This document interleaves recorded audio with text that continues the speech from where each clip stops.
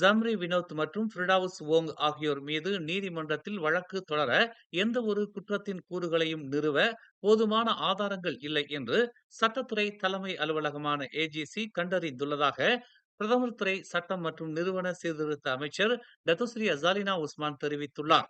இருவர் சம்பந்தப்பட்ட புகார்களை தொடர்ந்து காவல்துறை ஒரு விசாரணை ஆவணத்தை திறந்ததாகவும் பின்னர் அது மேலும் அறிவுறுத்தல்கள் மற்றும் முடிவுக்காக ஏஜிசிக்கு அனுப்பப்பட்டதாகவும் அவர் கூறினார். ஏஜிசியின் கருத்துகளின் அடிப்படையில் நீதிமன்றத்தில் இருவரையும் குற்றம் சாட்டுவதற்கு தற்போதுள்ள சட்ட விதிகளின் கீழ் எந்த ஒரு குற்றத்தின் கூறுகளையும் நிரூபிக்க போதுமான அறிக்கைகள் எதுவும் இல்லை என்று தமக்கு தெரிவிக்கப்பட்டுள்ளதாக அவர் நேற்று ஒரு எழுத்துப்பூர்வ நாடாளுமன்ற பதிலில் தெரிவித்தார். ஜம்ரி மற்றும் ஃபிர்டவுஸ் மீது நூற்றுக்கணக்கான போலீஸ் புகார்கள் பதிவு செய்யப்பட்ட போதிலும் அவர்கள் இருவரும் இன்னும் நீதிமன்றத்தில் ஏன் குற்றம் சாட்டப்படவில்லை என்று விசாரித்த ஜெலுத்தோங் நாடாளுமன்ற உறுப்பினர் RSN ராயருக்கு அசாலினா இவ்வாறு பதிலளித்தார். சிவில் வழக்குகளைப் போல் அல்லாமல் குற்றவியல் வழக்குகள் வரம்புகளுக்கு உட்பட்டவை அல்ல என்றும் அவர் மேலும் கூறினார். மலேசியா தாய்லாந்து எல்லைப் பகுதியான பாடாங் பெசாரில் நேற்று அதிகாலை நாட்டிற்குள் கடத்தப்பட்டதாக நம்பப்படும் 23 கிலோகிராம் கஞ்சா பூக்களை பொது செயல்பாட்டு படையான GOF பறிமுதல் செய்துள்ளது. சிசிடிவி காட்சிகளை ஆய்வு செய்த பின்னர் சுமார் 6,90,000 ரிங்கிட் மதிப்புள்ள இந்த கஞ்சா பூக்களின் பறிமுதல் நடவடிக்கை ஒரு குழுவால் மேற்கொள்ளப்பட்டதாக GOF வடக்கு படைப்பிரிவு தளபதி ஷாராம் ஹஷிம் தெரிவித்தார். பாடாங் பஜார் காவல் தலைமையகத்தில் போதைப் பொருள் குற்ற புலனாய்வு துறையிடம் அவை ஒப்படைக்கப்பட்டதாக அவர் கூறினார். பாடாங் பசாரை சுற்றி போதைப் பொருள் கடத்தலில் ஈடுபடுபவர்களை GOF 18வது பட்டாலியனின் புலனாய்வு பிரிவு அடையாளம் கண்டு வருவதாகவும் ஷாராம் கூறினார்.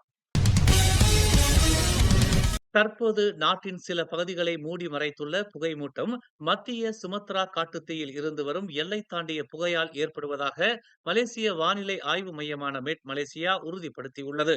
தென்மேற்கு பருவமழையின் போது தென்மேற்கு காற்றினால் ஏற்படும் புகை காரணமாக இது உருவாகியுள்ளது என்று மெட் மலேசியா தெரிவித்துள்ளது.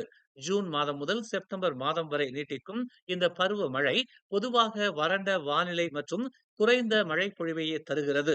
இது உள்ளூர் மற்றும் அண்டை நாடுகளில் குறிப்பாக இந்தோனேசியாவில் காடுகளில் புதர் நிலங்களில் தீ விபத்து அபாயத்தை கணிசமாக அதிகரிக்கிறது.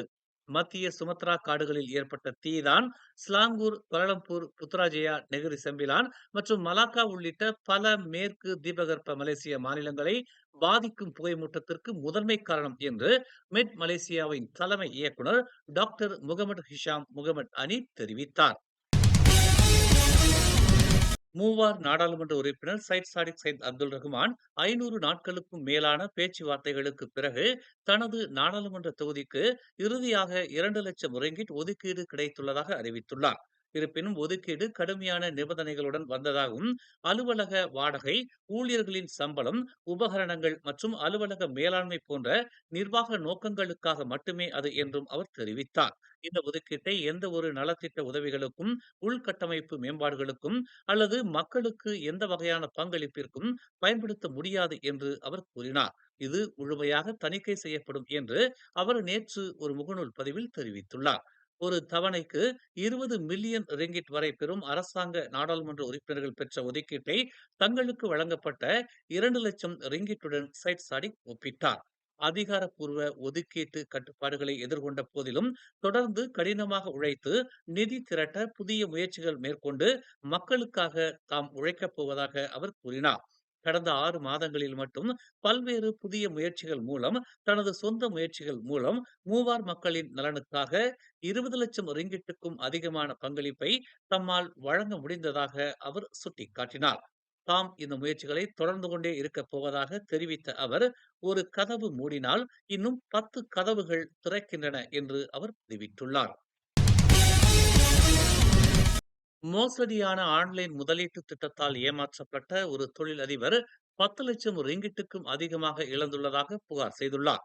பாதிக்கப்பட்ட 50 வயதுடைய நபர் நேற்று நீலாய் போலீசில் இச்சம்பவத்தை பற்றி புகார் அளித்துள்ளார். அதிக வருமானம் தருவதாக உறுதி அளிக்கப்பட்ட பின்னர் ஏப்ரல் 29ஆம் தேதி பாதிக்கப்பட்டவர் இந்த திட்டத்தில் ஈர்க்கப்பட்டதை நீலாய் போலீஸ் தலைவர் அப்துல் மாலிக் ஹஷீம் உறுதிப்படுத்தினார். மோசடி செய்பவர் தொழிலதிபரிடம் CDT மேக்ஸ் என்ற மொபைல் செயலியை பதிவிறக்கம் செய்து 7 வெவ்வேறு வங்கிக் கணக்குகளுக்கு பணத்தை மாற்றுமாறு அறிவுறுத்தியதை அடுத்து 15க்கும் மேற்பட்ட பரிவர்த்தனைகளில் பாதிக்கப்பட்டவர் மொத்தம் 1,44,950 ரிங்கிட்டை இழந்ததாக அவர் கூறினார். தனது லாபத்தை திரும்ப பெற கூடுதல் பணம் கேட்டபோதுதான் தாம் மோசடி செய்யப்பட்டதை பாதிக்கப்பட்டவர் உணர்ந்ததாக அப்துல் மாலிக் மேலும் கூறினார்.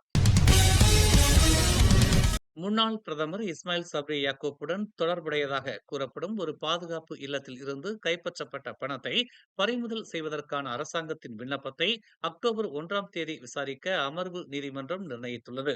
இஸ்மாயில் மற்றும் அவரது முன்னாள் அரசியல் செயலாளர் அனுவார் யூனுஸ் ஆகியோரை பிரதிநிதித்துவப்படுத்தும் வழக்கறிஞர்கள் பறிமுதல் விண்ணப்பத்திற்கு பதிலளிக்க உள்ளதாக நீதிமன்றத்திற்கு தெரிவித்ததை அடுத்து நீதிபதி சுசானா ஹுசேன் இன்று வழக்கு நிர்வாகத்தின் போது தேதியை நிர்ணயித்தார்.